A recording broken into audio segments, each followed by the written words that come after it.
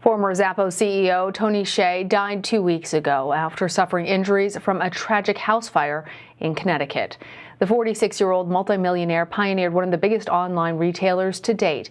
He also provided inspiration for thousands of tech entrepreneurs looking to follow in his footsteps. But some people might not have known that Hsieh's last months were filled with loneliness, disconnection, and addiction, possibly fueled by a, quote, COVID period spiral. For more on this, let's bring in Angel Au-Yeung. She is a staff writer at Forbes. Angel, thank you for joining us. Please talk to us a little bit more about Tony Hsieh's background and how he became a business icon. Sure. So Tony Hsieh was the son of Taiwanese immigrants. He's the oldest of three sons, and he really became a tech visionary decades ago in his early 20s. His first company that he co-founded was called Link Exchange, which he sold for just under $300 million. After that, he founded a venture firm, and it was through the firm that he founded Zappos, meaning that he first invested in it and then became its CEO. And it was really in Zappos when he really started that's what he's known for, Zappos. And he helped grow the company. He really pioneered the online store industry. And he eventually sold the company to Amazon in 2009 for over $1 billion. And, you know, he was known for having this, he was known for thinking out of the box, and he built this company culture that was very focused on not just delivering absolute happiness to the clients, but also to his own employees as well. And while he was at Zappos, he put in holacracy, which is basically this kind of management where nobody had titles and nobody answered to anyone. And it was this kind of out of the box thinking that sort of made Hsieh into this tech visionary in the industry. Well, as you discuss in your piece, Hsieh's depression, the theme of happiness actually comes up a lot. One journalist you interviewed said, quote, "I think Tony saw happiness as a problem he was trying to solve, an algorithm he was trying to crack." Another person said Tony's journey was to improve the human condition. Tell our viewers a little bit more about Hsieh's search for happiness and how it affected his relationships. Yeah, I mean, Tony really made it his life's work to deliver happiness, and that sort of came to fruition in several ways. One is he wrote a book that was called Delivering Happiness, and it was sort of his Bible to how to run a company that delivers happiness both to clients and to customers.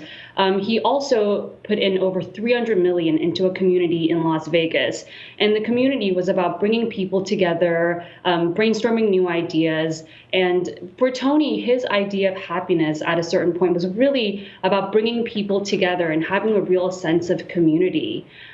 And I think that at some point, you know, that quote that you just mentioned from Carr, I think that was a really interesting quote because he was really looking at this question of happiness from a very technical standpoint. You know, we had another interview with Nick Swinburne, who is the founder of Zappos, and he recalls having meetings.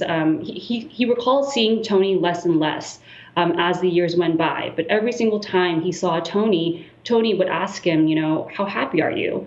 And Nick recalled that Tony would always be surprised that he said he was happy because Nick was married. And Tony would survey people, and he said that, you know, normally when I survey people who are married, they're not that happy. And so even this question of happiness, for him, he was building the answer to happiness from surveys, which is kind of a very technical strategy for a very esoteric question. But, you know, he spent his life trying to crack the code on happiness. And I think at a certain stage in his life, he started associating happiness with this community that he built in Las Vegas. And while the community had, you know, this tech aspect to it, the partying was also a large factor in this community. And people who were Tony's age, you know, they slowly got married and had children, but Tony sort of stayed in this part in his life, and he just sort of grew apart from people that he was close to age with. So that really did affect his relationships with people that were really his peers that he grew up with in the Valley.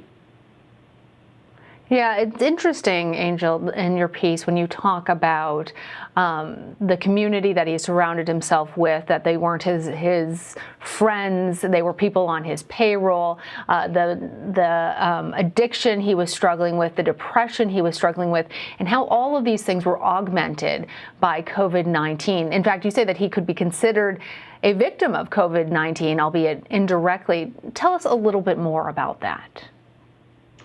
Yeah, I mean, so I think this year, COVID-19 was sort of the turning point for Tony. I mean, my co-writer, David Jeans, and I, we spent the last week speaking with Tony's closest friends and acquaintances, not just from this last year, but from years previous. And, the things that Tony really drew happiness from was being around people, being around these events, being around parties and music festivals and everything that he sort of equated with happiness. It was all canceled during 2020. And, Tony, he also really was drawn to change and new experiences. So when all these large events are canceled, then what can you turn to? And I think for Tony this year, unfortunately, that turned to trying really experimental drugs, which I think fueled a lot of other internal battles that he was struggling with, not just this year, but even years previously. As you mentioned, feelings of loneliness, having trouble with sleeping. It was just all exacerbated by the pandemic. All right, lessons for lots of people who are struggling during this time period. Angel, thank you. Thank you.